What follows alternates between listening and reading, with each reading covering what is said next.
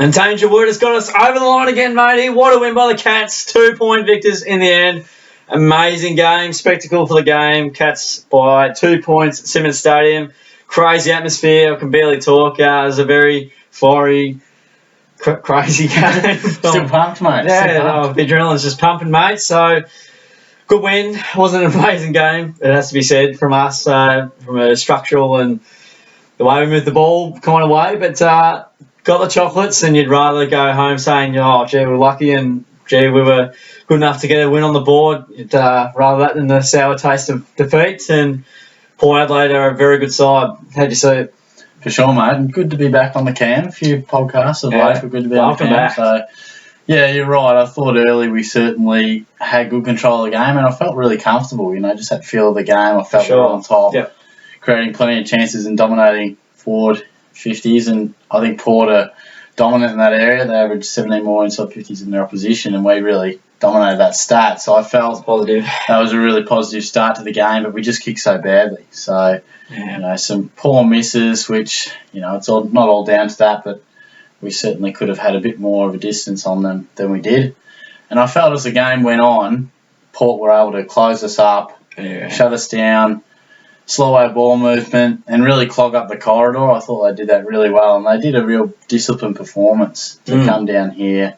And they clearly had a plan in mind. We broke it early with some good movement through the corridor, whether it be by hand or that inside kick. But they really made that dry up as the game wore on. And it did really just take weight of numbers in the end, because, you can look at it two different ways. I mean, you could argue Port deserved to win because they did shut us down. In the end, it was just our stars that lifted to get us over the line. But you could also argue that statistically our weight of numbers were dominant, which we so often do at home. We just own the ball, keep it inside our half so well. So we did that really impressively. But, yeah, I mean, look, you got to win those games, don't you? I mean, if you want to be some form of contender, whether it be top four or finals, whatever you feel we're at, which at this stage is probably just top 8. But yeah, I agree. Look at some clubs. Of course, the obvious one to talk about is Richmond. Some clubs handle those close games better than others, for sure. And it's not luck that we have a very good record in tight games. And I think again, we did nicely. A few interesting talking points that I'm sure the media will talk about more than we do, but the Dixon 30-second countdown clock certainly didn't start his run-up before the 30 seconds had run out. Took a year to get up off the deck. Yeah. The replay. And just that last inside 50 kick from Port where Gray nearly grabbed it, and Stewart wrestled well and probably had reasonable position, but Gray nearly did something magical. He's a mercurial man. which would have given him a kick after the siren, and you would have backed him in. But look, we sit here winners, which I'm pleased about. Winners are grinners, mate. That's right. Again, there's plenty of work to do, because I think when we are shut down and our plan A is put to rest, we do struggle. And we did lay 90 tackles, but it wasn't the same ferocity and intensity around the ball. Not quite. I mean, stats are great and people love to reel it off, but the difference wasn't just 44 tackles from last week. It was a much different pressure feel around the contest, and I thought they got us around the clearance at some key moments. So I think pleasing to win, but I feel it was two really tough sides going head to head, and in the end it took some star power to get us over the line. But exciting, I suppose. It was exciting when Danger kicked that goal, and that's great. Again, as you said off the top, he finds a way. It was Selwood, the initial kick, Dangerfield through the big stick. So no surprises there. Superstars, mate. If you get 90 tackles, you win most of the time, I think. Yeah, you do. Oh, absolutely. I mean, that was great. But I guess you're never going to get that, or not often, such an emotionally fueled ferocity of last week. But it was still good, just maybe not quite as much around the clearance. Nah, spot on, mate.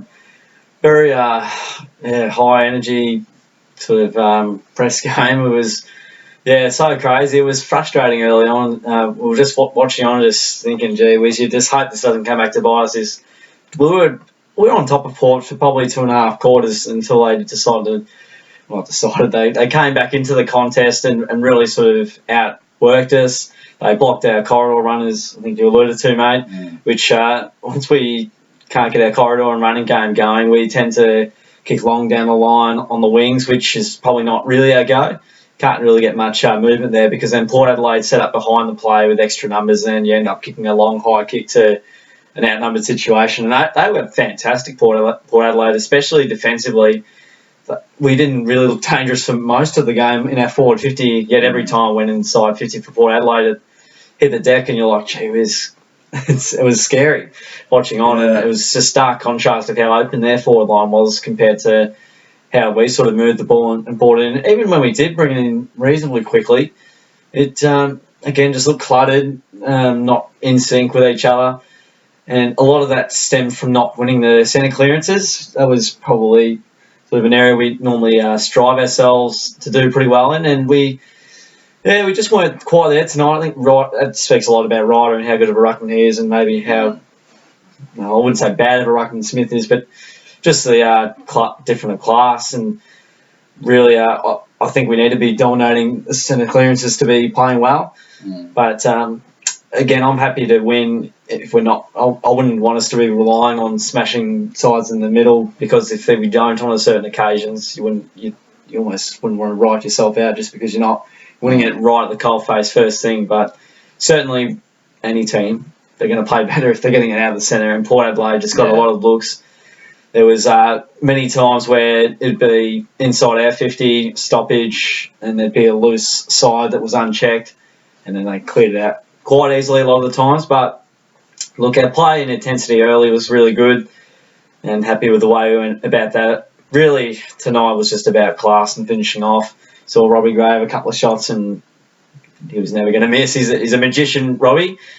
So, and then a lot of times we were fumbly, we just weren't quite up with it, but it was through sheer willpower and star power that got us across the line tonight. At least system helped out early, and Port Adelaide slowly climbed back with a bit of momentum and got back in the game. But again, 90 tackles, really positive. We got here 70 more disposals, so we got more of the footy. Port Adelaide just won the contested possession, so they were good and tight, and defended immensely well. So I wasn't surprised, but they were just very good, and we couldn't get hands on the footy. Taylor dropped a couple up forward where you normally take in the defensive 50. Tommy was just getting in wrestles. He wasn't getting separation between him and his opponent, but that's sort of how it goes. But very pleased with some defensive efforts from some great players, lots of smothers in there, tackles. Scott Selwood laid 17, as you told me just before. And I'm like, wowie. Yeah, I know. I'm just touching on your point there with the stats. I mean, credit to Port, because, as I said, we beat them by 14 in the inside 50s, and as I said, their game is to win inside 50s. They sort of sacrificed what they had been winning throughout the season. That's 31 less inside 50s if you look at it, plus 17 to minus 14. So they just put such a weight of numbers in our forward 50, in which we saw they swiftly moved the ball from D50 to forward 50 quite efficiently, which is suggested in the disposals per goal and etc. So, it was impressive. Very nice. So, look, I feel like I've got more negatives to say about it actually than positives, and I touched on it, I think, in the second term. I said to you, we haven't been that great the last 5 or so minutes, and I haven't seen much of Dangerfield and Selwood in that time. And I said, I hope it's not coincidental, but in the end, would you say it is not really a coincidence? It's a great advantage and disadvantage all in one, that we need them to play well to ignite us, but same token, that can be taken apart pretty quickly by an opposition, and then all of a sudden your greatest advantage becomes your biggest disadvantage. So it's a good point, and I mean, we could probably do it. And again, they won us the game right at the end. Yeah, a lot of other players stood up, but there was those two that ultimately won it. And none stand taller than them, do they? I mean, I guess that's the thing, but it's a tough one. I mean, we could go on forever, but the Sydney Revival's been off the back of Kennedy and Harry, particularly those two, and a few others. So Dangerfield and Selwood just get talked about a lot more, is because it just the difference between them and the rest. Maybe. And perhaps they're that good. Those two are the biggest differential in class to the third best player amongst top 6 teams. Has to be. No disrespect to Duncan, but he's been very good. But certainly, perhaps it stands out more for us. Certainly does, and the media love it too. We'll move into the votes, matey. So we got 3, 2, and 1. Who? Wow. Well, yeah. No surprise for the three. I wouldn't have thought. Maybe following on from our chat just then. I mean, Dangerfield's the 3 votes here, in my opinion. Very good. Was very damaging early, especially some of his meters gained would have been huge. Yeah. And as we know, goals and the goal at the end. Very crucial, timely. clearly. Yep. Selwood, I gave the 2 votes to. I thought he had a quieter patch sort of in that third, but, then he ends up having 33. Obviously, don't look at the stats in the game. I would have thought he had late 20s, but, 33, really impressive. Solid. In there, hard at the coalface, does what he does, and gave the 1 vote to Duncan. I think he was really impressive across all 4 quarters. I thought he was pretty consistent. Didn't exactly just stand out in one quarter or another, but I felt that he was there and abouts for the whole match. So they are our prime movers, and they got us the match tonight. Sure did, mate. Same 3 votes to me. So Paddy got the 3, 24 touches, I think, and kicked a couple of goals. Is that about right? 3, I think. 3. I think. I'll have to have a look at that. Yeah, we'll have to have a look. So Paddy was just, again, dynamic and match winning as he's often finds a way, and he's an amazing player. Love him on your side. Yeah. Selwood gets the 2 votes, 33 touches, got a whole bunch of tackles as well. Joel Selwood and Scott Selwood got 17 himself. Yeah, just a beast around the contest, as we often say. Just he went in so hard at some of those contests. He didn't care, and no regard for his safety, and just some really outstanding moments where he stood up, involved in that final passage of play to get the winning goal. So certainly stacks up very nicely. Mitch Duncan, the 1 vote, the smooth mover, as we call him, mate. The smooth express. He got 33 touches. I don't think he got 33, but no, I can't remember how many he got. Maybe 20. I think he got 31 actually. Now, 30, he seems to always get 31. So got a whole bunch of touches, got a number of tackles as well. Just very solid over the 4 quarters. He's not kicking at the level he normally does, but just playing his role and getting some contested possessions in there as well, which we like. Just an all-round good performance from Mitch, and no one else really stood out as well. So those 3 were great. But good stuff. Your segment, the chopping block, which I love to talk about. Have you got your eyes on a few players here? Yes, I do. We got it. Yeah, a couple of players. I mean, you don't want to target young guys too much, but there are a few that are going a little bit quiet. I think Parsons is just struggling to have much of an influence. Was pretty impressive prior to getting suspended, but hasn't really been great since. Just doesn't seem to find his way to the right places often enough. Big goal in the last quarter, mate, wasn't it? No, I think he kicked a nice one in the third term, sorry.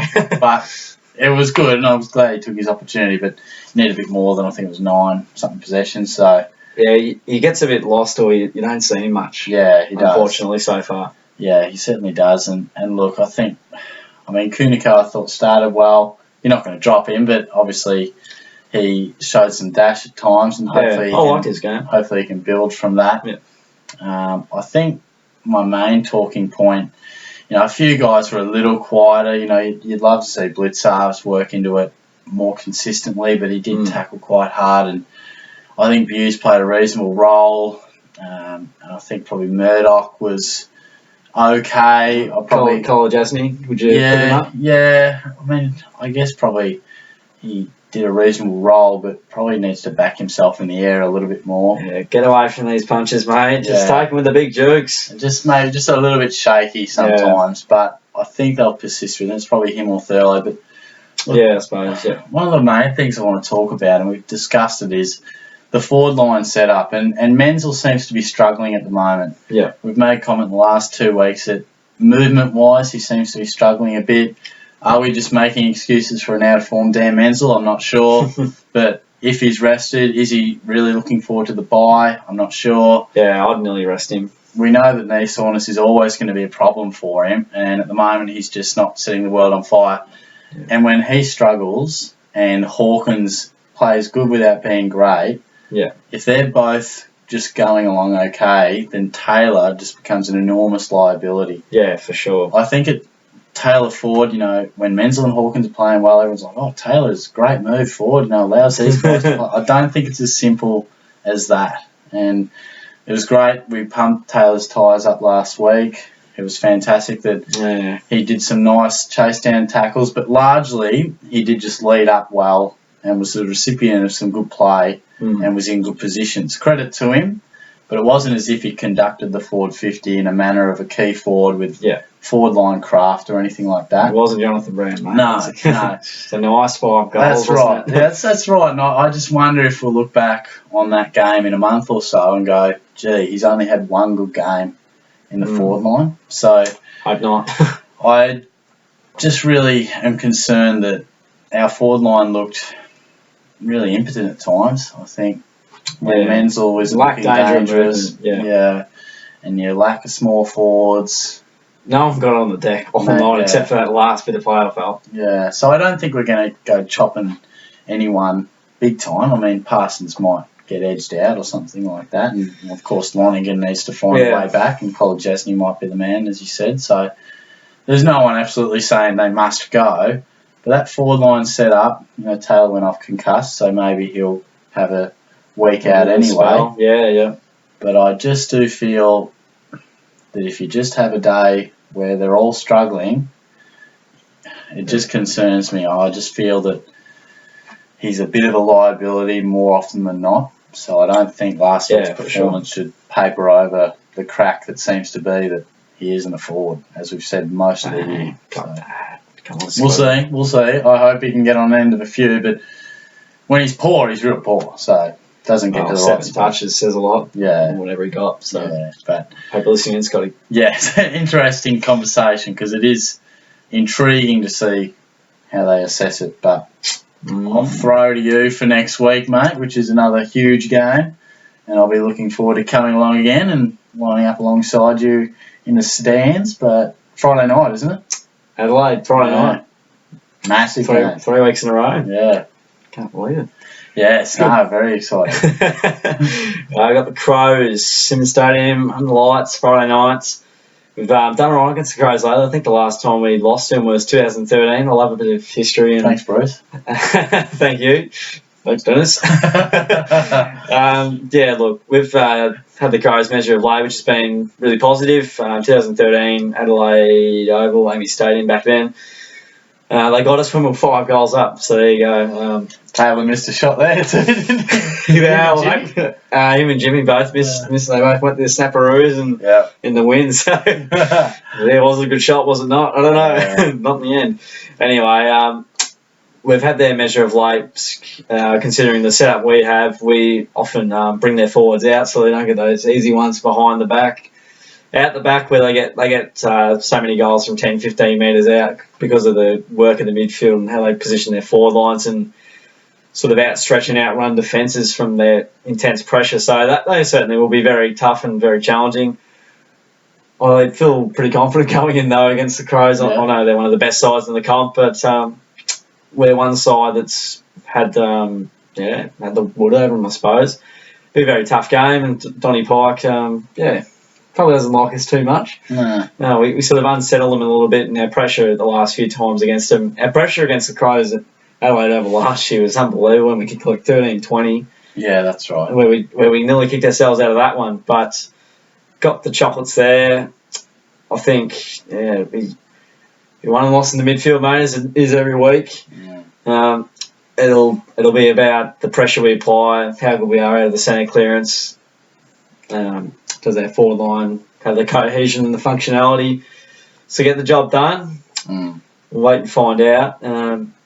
I think we're might be a little bit stung for small defenders, especially on those Betts Cameron types. They'll be very tough to contain. If Taylor Walker has a big one or Jenkins has a big one, it could be tough, but we generally restrict Jenkins because he only gets those from 10 to 15 metres out the back, which we generally don't allow if our team defence and midfield pressure is up and about. What do you reckon, Nate?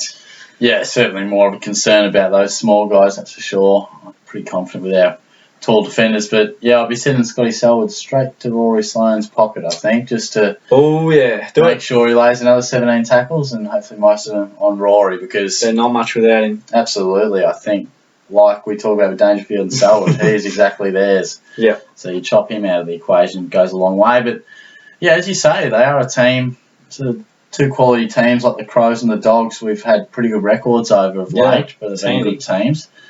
So, yeah, I mean, you're going somewhat confident for sure. I think any game at Simonds Stadium, you really do feel like we're a great chance because we just play the ground so well. Yeah, love it. And it's hard to know just why we do it. Well, not why we do it. It is just so hard to come to. I mean, they talk about the dimensions and that, but we just get used to it, I guess, how well we play it. So, yeah, fairly confident. I would like to see Adelaide, how they go this week, because obviously they bounced back a little bit against Brisbane. If they do find that free-flowing form again. I'm not even sure who they've got this week, to be honest, but do you know, mate? I might just look through the teams while you go through that one. A bit of a think on it. The Dockers, they got the Dockers. The Dockers, there you go, mate. Adelaide Oval. Yeah, good stuff. That'll be a tight one, I reckon. I reckon Dockers will run pretty close. Yeah, that's right. I mean, Port, good side. Adelaide, you could probably say even a touch above. So I think we'll absolutely have to have our A game once again. And bring in the pressure. And like you said, the midfield will be key to that. And Rory Sloane at the peak, and those small forwards that can certainly worry us will be two areas where we'll probably really look to stem the Adelaide flow. Yes. Yeah, negate's a good word. So, yeah, good stuff, mate. Good to get the win. It's much nicer. You know, it's just a kick here and there, a second here or there, but it's so much nicer coming back and talking about a win rather than having a loss hanging over Shorty's 2 days off. You wouldn't want that, mate. It's the selfish view. You can line it up for a good weekend, eh? Yeah, that's right. Kicked it off nicely. Hopefully the Swans get over the Hawks tomorrow night. That's right, mate. Bit of FIFA, a couple of beverages for you, mate. Get loose. Get loose on the cam. Yeah, sounds good to me. Alrighty, so that's the review, guys. Thanks very much for joining in, listening in to Shorty. Great work from you today, mate. Thanks for joining in after the game. Raw footage after the game. So, Cats getting home by 2 points. Dangerwood getting us across the line again. And we don't really like saying it, but they really did step up late when it absolutely had to be made. So, great win by the Cats, and hopefully we can get a few more chocolates over the Crows and get another win happening to start the season. So thanks for joining in, guys. Muchly appreciated for your time, and feel free to subscribe for more reviews. I've got tips and other random AFL videos, so join along. Shorty Supercoach. If you love your Supercoach, I'll check the link in the description below. Thanks, mate. You go through all sorts of AFL topics as well. I do, mate. And you talk about Tommy Mitchell's 50 possessions didn't hurt anyone. No. The worst 50 possession game. You say? I love Tommy, all right? Come on. Nah, he was good. He got contested possessions. Thanks again for joining in, guys. Catch you on the next one.